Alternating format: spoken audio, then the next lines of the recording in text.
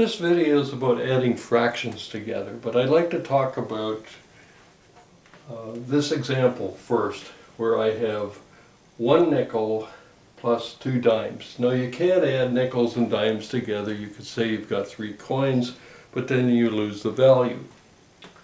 So if we change the 2 dimes into 4 nickels, then we can add them together. 1 nickel plus 4 nickels gives us 5 nickels.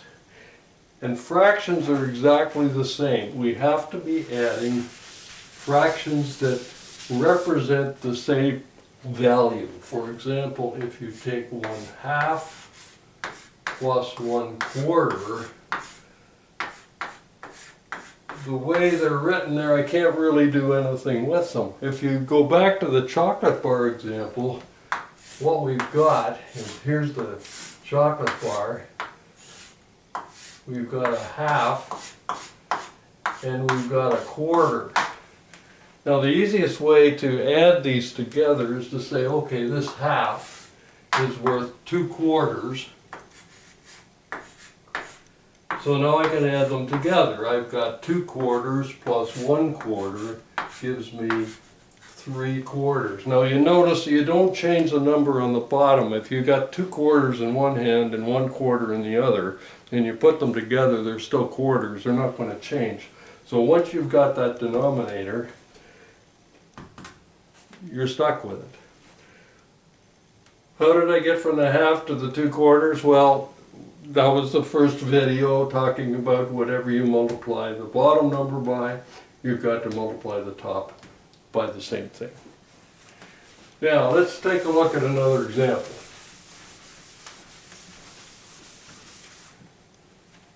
Suppose we've got 2/3 plus 1/4. Now, this time the 3 and the 4 really don't have anything in common, so what we've got to do is we've got to multiply the 3 and the 4 together to get a number that they both go into. 3 times 4 is 12. So I'm going to use a 12 for my common denominator. 4 times 3 is 12. 4 times 2 is 8. Over here, 3 times 4 is 12. 3 times 1 is 3. And just like the last example, I'm adding twelfths, so I get twelfths. 8 plus 3 is 11 twelfths. Now, this will always work. You can always get this common denominator by multiplying these two guys together. However, sometimes you can find an easier way to do it. Let's take 3/4 plus 1/6. I could use 24. 4 times 6 is 24. But there's a number that's smaller than 24 that both 4 and 6 go into, and that's 12. So rather than multiply these together, the routine that is often used is take the bigger number and go up by multiples of that number until this one goes in evenly. So you get there pretty fast this time. 6, 12, 4 goes into 12. So I'm going to use 12.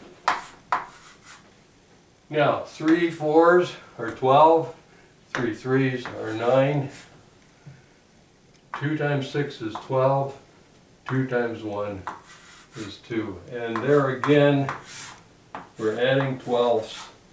9 plus 2 is 11 twelfths. So all you have to do is get what we call a common denominator, a number that both of these numbers go into evenly, and then convert the fractions like I talked about on the first video. As far as subtraction goes, it's exactly the same. If I had a subtraction sign there, 9 take away 2 is 7. So for adding fractions and subtracting fractions, you just have to get what we call a common denominator and keep that denominator. I'll be back again with another video on multiplying fractions, and you're going to be surprised because multiplying is actually easier than adding.